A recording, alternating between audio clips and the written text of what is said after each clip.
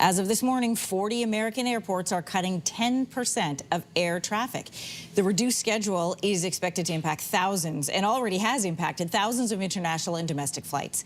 The American FAA reported more than 400 air traffic controller staffing shortages in just this past month. And the cut is the latest repercussion of the longest government shutdown in American history, 38 days. So for more on what this means for Canadian travelers, we're joined by John Gradick. He's a faculty lecturer for the Aviation Management Program at McGill University. John, these air traffic cuts are only happening in the U.S. Canadians are also feeling the impact. What will they be experiencing in the days ahead?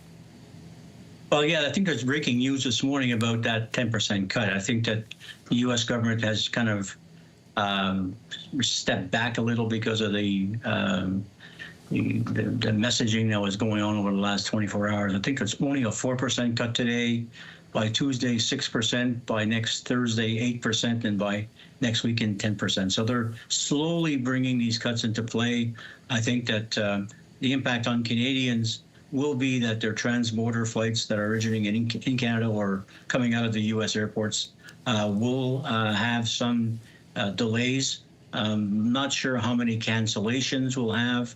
That's still to be negotiated. The FAA is mandating these cuts. The airlines are looking at their schedule and proposing flight schedule reductions as a result of that cut. So this is still a work in progress. This morning looks pretty good. I think the airports in Canada there haven't been too many flights that have been canceled. I think I saw one this morning on a Toronto-Chicago flight on American, but that's about it. So it's what I call a slow tsunami. It's going to take a while to ramp up, but there will be an impact on Canadians for sure. America's Core 30, what they're calling the Core 30 airports, are on a preliminary list of sites that are expected to be impacted.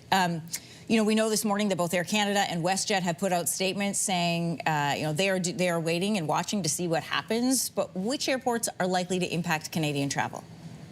Oh, I think that, you know, the Canadian carriers operating into the U.S. operate to all the airports that are in this list of 40 airports being affected by cancellation. So there are not too many airports that Canadians fly to nonstop from Canada that will escape these cuts. So the question is, you know, when you're flying into Chicago, Chicago has 1,200 flights a day. You know, between Air Canada and Porter and WestJet, they have about 30 flights. So there's a lot of U.S. flights that will be affected. We're probably on the fringe.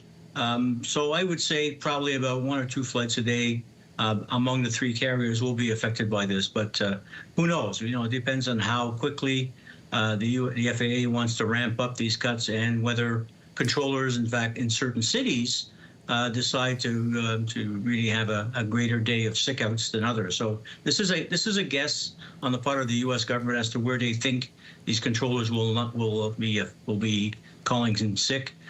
They have no idea. It's going to be up to the controllers to decide how best to move forward. John, using your industry experience here, what does this look like if the shutdown continues?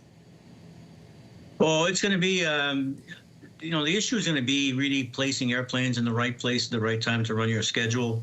You know, you cut a flight from Toronto to Chicago. That flight in Chicago, you know, might go to Calgary. So it might originate in Toronto, but it might end up in Calgary. So we're not going to be escaping just the city pair that's got a problem with a flight. It'll be affecting all of our transborder flights, and it'll cascade into Canadian flights as well, because those U.S. flights basically connect to Canadian operations. So it's going to be something that Canadian travelers are going to have to watch very carefully over the next few days. Make sure they're aware of all their flight statuses on the airline websites, and to make sure they keep watching those flights and get some flexibility in their schedule. What about people who are either thinking of booking their holiday travel now? I mean, you've got American Thanksgiving coming up at the end of the month. You've got other holidays happening in December. So how is that likely to impact? And what about people who haven't made plans and are thinking of doing so? Oh, you know, people hate uncertainty, and people really don't want to, you know, take a chance in doing these things. So, you know, I would normally say if this was affecting an airline or 2 airlines, book on another airline as a backup. This one is broad. It's going to affect, you know, the whole industry. So there really isn't much alternatives if you're traveling by air. The option would be, travel by car, stay home, get on Facebook, do some John, do some people don't Teams like those meetings. options. Yeah, it's affecting the industry. It's not affecting an airline. They're not picking on one airline or another.